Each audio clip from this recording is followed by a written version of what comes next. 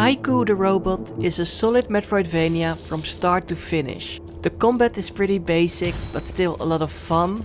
The abilities you will unlock along the way make the movement really smooth and backtracking very easy to do. And the total freedom you have in exploring this charming world is a really interesting design choice.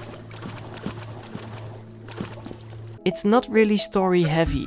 There is some lore here and there, but the cute aesthetics of all the robot inhabitants of this world and the thematic bosses make up for it big time.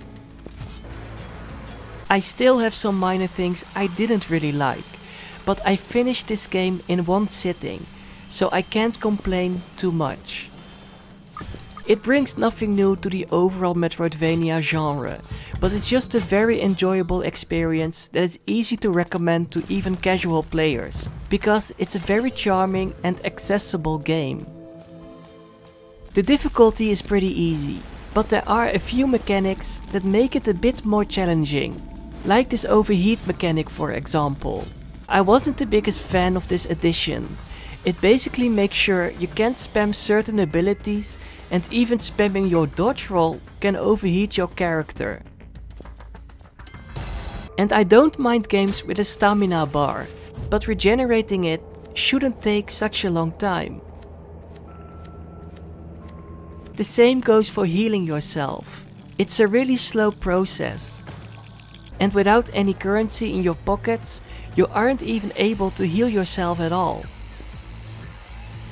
There are some chips and other items you can find along the way that speed up these actions, but in the beginning it can be a bit frustrating. It didn't ruin my overall experience though, and I understand it was added to up the ante a bit, but it could scare off some players. You will also lose a bit of your currency when you die. But there are quite a few of these spots where you can store it away safely. So even though it's another attempt at making it a bit more difficult, it's not really a huge issue in my opinion. There are also a few side quests, and most of them will only reward you with an achievement. Not a deal breaker either, but just keep that in mind. The boss fights are in my opinion also not that difficult. They have fun designs and their attacks are pretty easy to analyze. The three main bosses all have the same design, but their attacks are different, and fighting against them was always exciting.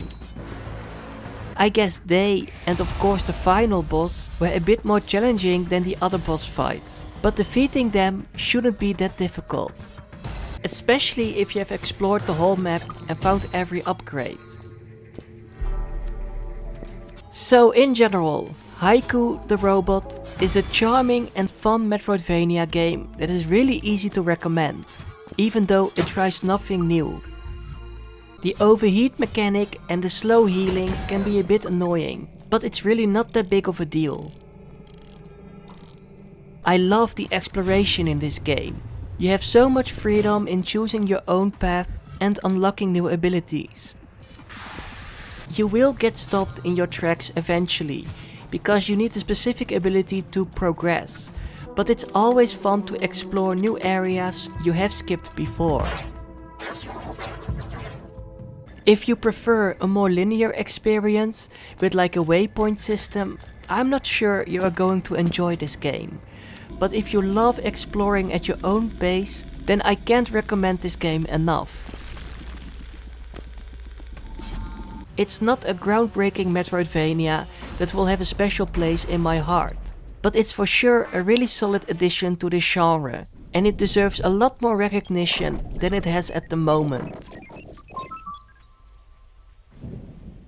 So be ready to dive in this post-apocalyptic world inhabited by all these charming robots, and with the aid of all these fun abilities, discover the many secrets this land holds.